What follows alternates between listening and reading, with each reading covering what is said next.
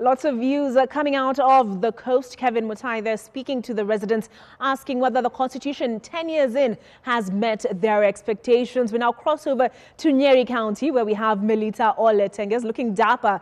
Melita, what do the residents in that particular county say in terms of how the Constitution has performed 10 years in?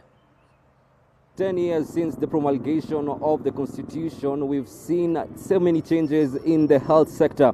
Remember, the health sector was a national government function, but under the new Constitution, it was devolved to the counties, and then came the UHC, which is the Universal Health Coverage under President Uhuru Kenyatta, which is one of his big four agenda. And one of the counties that was benefiting from the UHC was Nyeri County, together with Machakos, Isiolo, and Kisumu counties. But there has been challenges since the UHC program came to an end about March this year, and there are so many challenges considering now counties are expected to depend on their budget. This is leaving them overstretched in terms of resources, workforce, and also purchasing pharmaceutical items. Now, Olive, just to get the feel on the ground, remember these are residents who tasted UHC, but now it is not there and they have to dig into their pockets. Allow me to speak to some of the residents here. Perhaps just start with your name. Tell us, how do you feel about UHC and how was it when it was implemented in Nyeri County?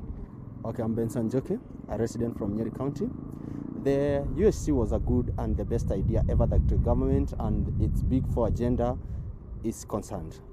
As a Nyeri resident, I am one of the guys or one of the people who benefited a lot from the UHC. But the problem with the UHC was the issue of it lacked a lot of civic education in terms of its project and it's being a pilot project. So the government was also involved in telling the residents that they should put off there, they should come out from being NHIF clients and go to the UHC.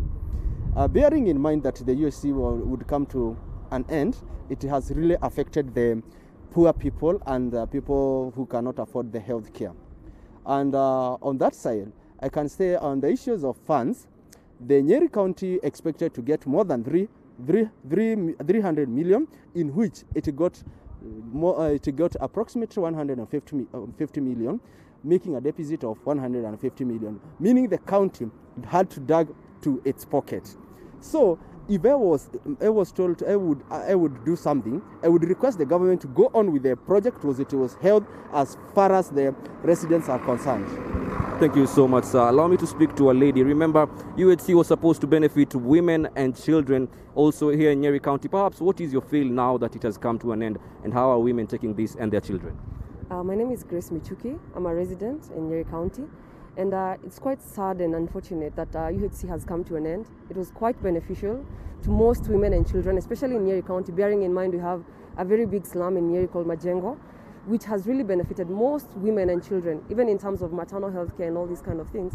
Most people have really adopted to going to the hospital for free, and now going back to paying NHIF, it will be quite a tussle, bearing in mind with COVID-19, 500 shillings will be a lot of money to women and children who really need health services.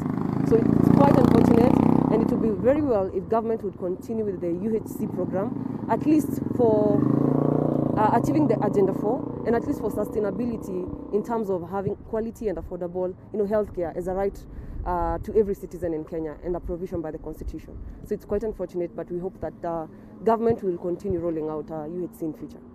Thank you so much, Grace, for your sentiments. You've heard it from residents of Nyeri County, just touching on how the Constitution has performed in terms of the health sector 10 years on.